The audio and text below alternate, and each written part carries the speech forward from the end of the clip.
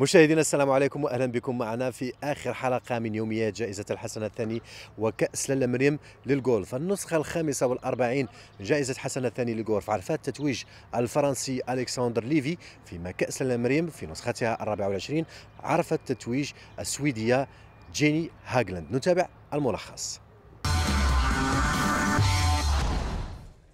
ترأس صاحب السمو الملكي الأمير مولاي رشيد بالجولف الملكي دار السلام بالرباط حفل تسليم الجوائز للفائزين بالدور الخامس والأربعين لجائزة الحسن الثاني والدور الرابع والعشرين لكأس صاحبة السمو الملكي الأميرة لاله مريم للجولف. وبعد الإعلان عن أسماء الفائزين والفائزات، سلم صاحب السمو الملكي الأمير مولاي رشيد الجائزة للفائز بالدور الخامس والأربعين من جائزة الحسن الثاني والمتوج بها الفرنسي ألكسندر ليفي، الذي انتزع اللقب بواقع 8 ضربات تحت المعدل، متبوعا بالإسباني كيروس ألفارو ب7 ضربات تحت المعدل. Je suis vraiment très content d'avoir réussi à gagner ce tournoi et voilà, je suis très fier de moi et je me suis beaucoup entraîné pour ça. Et comme j'ai dit, c'est un honneur d'avoir remporté ce trophée Hassan II qui est un gros tournoi du Tour européen. J'ai vécu une journée incroyable avec beaucoup de public, beaucoup de gens qui étaient là et ça restera un grand souvenir. Je me suis senti comme à l'Open de France. Voilà, c'était top et je remercie tout le monde, je me suis régalé.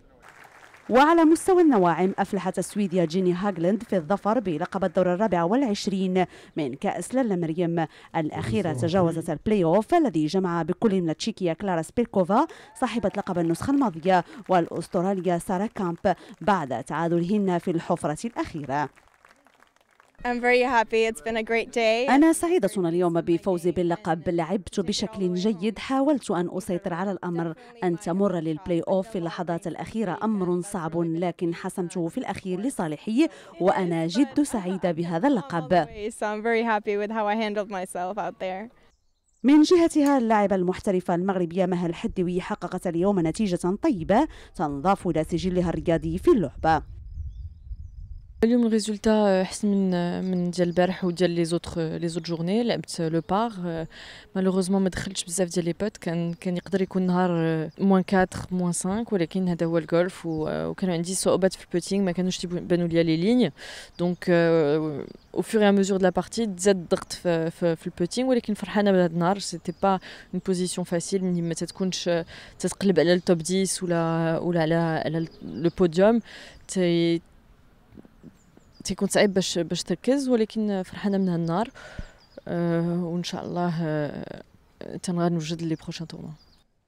أسدل الستار إذن على فعاليات النسخة الخامسة والأربعين من جائزة الحسن الثاني للجولف وكأس لاله مريم في دورتها الرابعة والعشرين في محطة من أهم محطات الدورية الأوروبية الاحترافية، وتعد المنافستان قبلتين هامتين لجلب أسماء لامعة في اللعبة، بغية الظفر بالجائزة وضخ نقاط هامة تدخل في رصيد ممارسي اللعبة.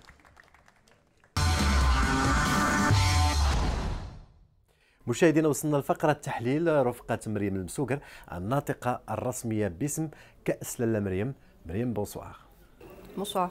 Alors Mariam, Alexandre Lévy, le Français de 27 ans, a gagné le trophée Hassan II. Exactement.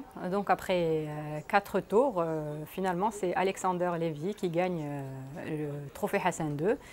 La compétition a été très rude sur le parcours. C'était vraiment féroce quand on voit le niveau des joueurs.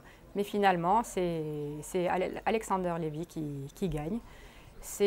Je pense qu'il y a tout mis, hein, la force, le cœur, parce qu'il voulait gagner ce tournoi. Il voulait gagner le trophée Hassan II parce qu'il aime le Maroc. Et pour les femmes, 2 trous de play-off. Et finalement, Jenny Hagland, la Suédoise, a gagné la Coupe Laila Meriem. Exactement. Jenny Hagland a finalement gagné la Coupe Laila Meriem après 2 trous de play-off. Je pense qu'on ne l'a jamais fait chez les femmes. Donc ça aussi, la compétition a été très dure. Donc il y avait les 3 ex-aequo, c'était donc Jenny Hagland, Sarah Kemp et Klára Spilková, qui est la gagnante de la dernière édition. Mais malheureusement, après deux trous de play-off, elle a été éliminée. Donc on se retrouve avec une Suédoise comme gagnante. Alors, Jenny a 25 ans. Elle est passée pro en 2016 et c'est la première fois qu'elle gagne un tournoi, donc c'est son premier.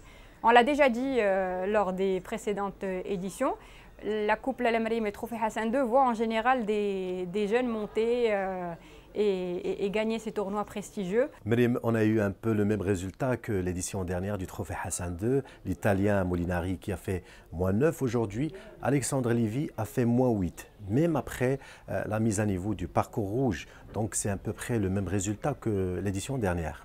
Bah, on s'est dit en fait au début que le parcours était très difficile avec cette mise à niveau des greens. Mais finalement, voilà, les joueurs commencent tout de suite à s'habituer, disons, aux obstacles et ils jouent leur jeu. Donc même les nouvelles difficultés commencent à faire partie du tournoi. Donc ils s'y sont habitués, disons, les 2-3 premiers jours. Et ben, le 4e jour, ils ont mis le feu sur le parcours et les scores sont remontés. En ce qui concerne la participation marocaine, Maha Haddioui s'est fixé un objectif de top 10. Mais malheureusement, elle n'a pas atteint ses objectifs. Alors effectivement, Maha c'est dommage parce qu'elle était bien partie, elle était en forme pour atteindre son objectif qui était le top 10. Malheureusement, sur 2 jours, elle a fait des double bogeys. Double bogey, c'est tout de suite +4 sur la carte. Donc voilà, c'est disons impardonnable pour le joueur. Et c'est dommage parce qu'elle a vraiment un jeu qui est très régulier. Elle était très bien dans la partie et tout. D'ailleurs, sa meilleure partie sur les 4 jours, elle l'a faite aujourd'hui, le dernier jour. Mais bon, voilà, ça sera peut-être pour la prochaine fois. Et pour les hommes, Id Omar et Marjan, Id Omar a fait +11 et Marjan a fait +15. Alors, Ayoub, Id Omar et Marjan Ahmed, ils ont passé le cut déjà, c'est exceptionnel, c'est une belle chose. Ils sont encore jeunes, mais ils ont le temps, disons, de faire de meilleurs exploits dans les années à venir. Mais voilà, c'est ce genre de tournoi où ils arrivent à acquérir de l'expérience et jouer avec de grands professionnels. Donc je pense que dans les années à venir, on aura des professionnels marocains qui sont plus sûrs d'eux et qui vont embarquer dans ce genre de tournoi sans problème. Meriem, parlez-nous un peu de l'organisation. Il y avait un show golfique, il y avait des activités parallèles. Alors effectivement, en parallèle de ces 2 grands événements, il y avait un show de golf, il y avait un clinique, il y avait une exhibition par nation. Donc tout ça permet de vulgariser ce sport et de l'expliquer un peu aux téléspectateurs.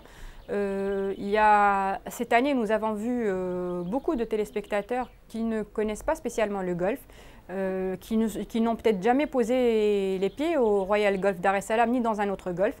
Et pourtant, ils étaient là présents.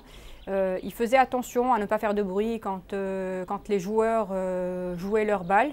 Donc voilà, c'est ce genre d'exhibitions, d'événements qui font que nos téléspectateurs apprennent sur ce sport-là. Et peut-être qu'on aura de nouveaux joueurs dans nos clubs. En tout cas, c'est ce qu'on souhaite. Et en termes de chiffres? Bah, écoutez, aujourd'hui, ça fait depuis 2010 que les 2 tournois sont dans le Ladies European Tour et le European Tour pour les hommes.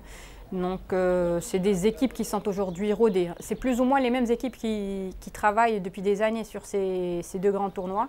Donc, on peut dire que les équipes sont rodées. Nous avons eu 18 semaines de préparation quand même, ce qui est énorme. 5 semaines de montage. C'est 10 500 mètres de superficie couverte, juste pour vous donner une idée, 10 000 badges. Donc ça, c'est des chiffres, juste pour vous permettre un peu d'avoir des chiffres et de comprendre donc ce qu'il y a derrière. Mais bon, ça s'est très bien passé, les joueurs sont très contents. Et également, les invités, les accompagnateurs, tout le monde était content pour cette organisation. Merci beaucoup Meriem. Merci à vous, à l'année prochaine. ما أنتم مشاهدينا بقاو مع النتائج الكاملة ونلتقي بكم في فرصة مقبلة بحول الله. إلى اللقاء.